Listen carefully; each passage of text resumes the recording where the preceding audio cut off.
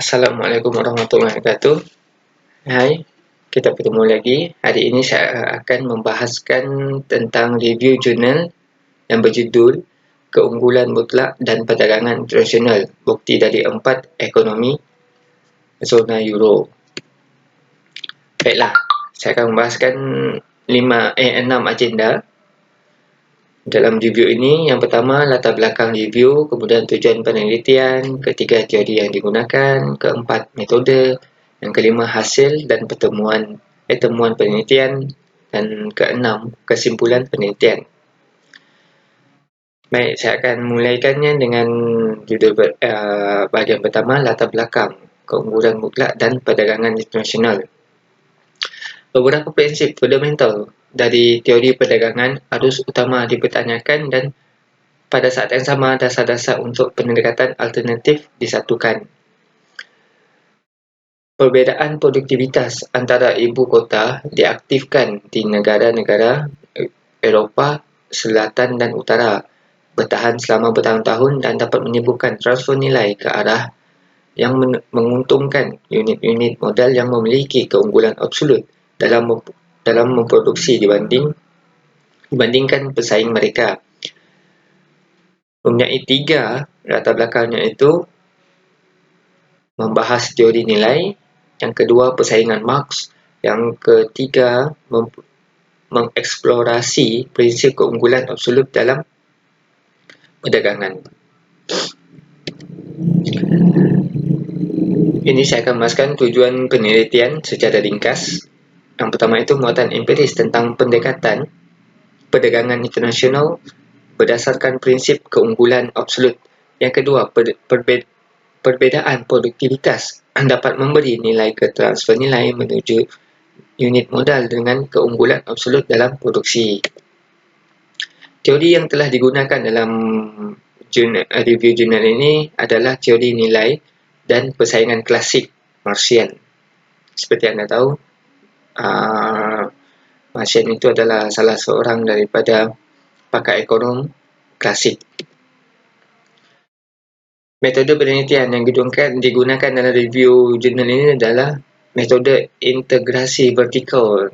Nilai tenaga A deviasi sama dengan A dalam kurungan I dikurangi A dikurangi 1, di mana deviasi adalah vektor baris dari total langsung dan tidak langsung waktu kerja abstrak yang diperlukan untuk suatu produk.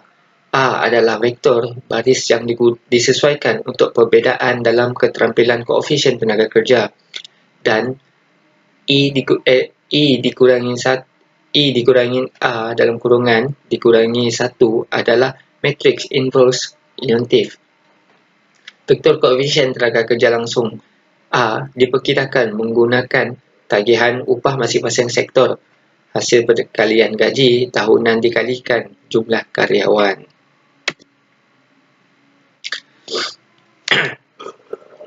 Hasil dan temuan penelitian ini, di mana IDP yang dihitung mewakili tenaga kerja yang diperlukan secara sosial waktu yang ditetapkan oleh kekuatan kompetitif internasional untuk sektor tertentu.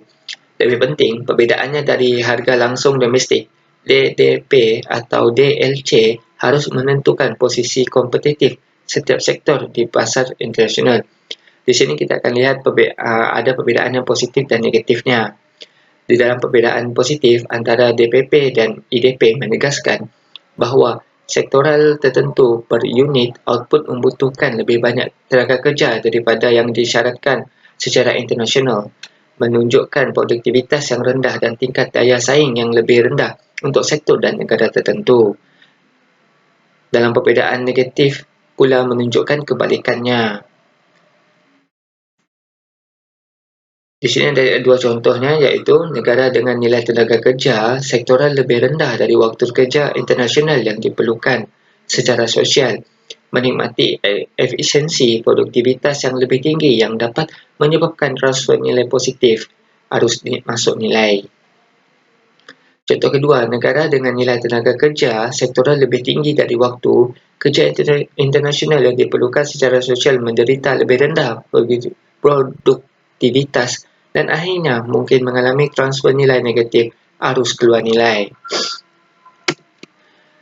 Di sini adalah kesimpulan dalam penelitian di mana perdagangan internasional merupakan mekanisme mana beberapa negara secara sistematis mengalami keuntungan dan beberapa yang lain secara sistematis menyadari kerugian, dan dengan demikian ketidakseimbangan dalam pembangunan untuk bertahan serta mekanisme yang mereproduksi ketimpangan yang ada antara kinerja negara, dan yang lebih penting untuk menunjukkan bahawa negara-negara zona Euro lemah terus-menerus mengganti kesejahteraan yang kuat. Pertukaran yang tidak setara memperburukkan ketentuan perdagangan yang membuat orang miskin. Negara yang lebih miskin dan yang kaya semakin kaya. Di sini kita bisa lihat apabila orang mengumpulkan lebih banyak, maka mengumpulkan harta lebih banyak, maka orang itu akan menjadi lebih kaya. Namun apabila orang itu lebih lemah, dia akan menjadi lebih miskin dan semiskin-miskinnya. Baiklah, itu sahaja penjelasan saya untuk review jurnal ini. Terima kasih kerana perhatiannya, dan saya berharap ilmu yang saya sampaikan akan memperluaskan pengetahuan anda. Dan saya Usama dari Ekonomi Syariah UMM. Assalamualaikum.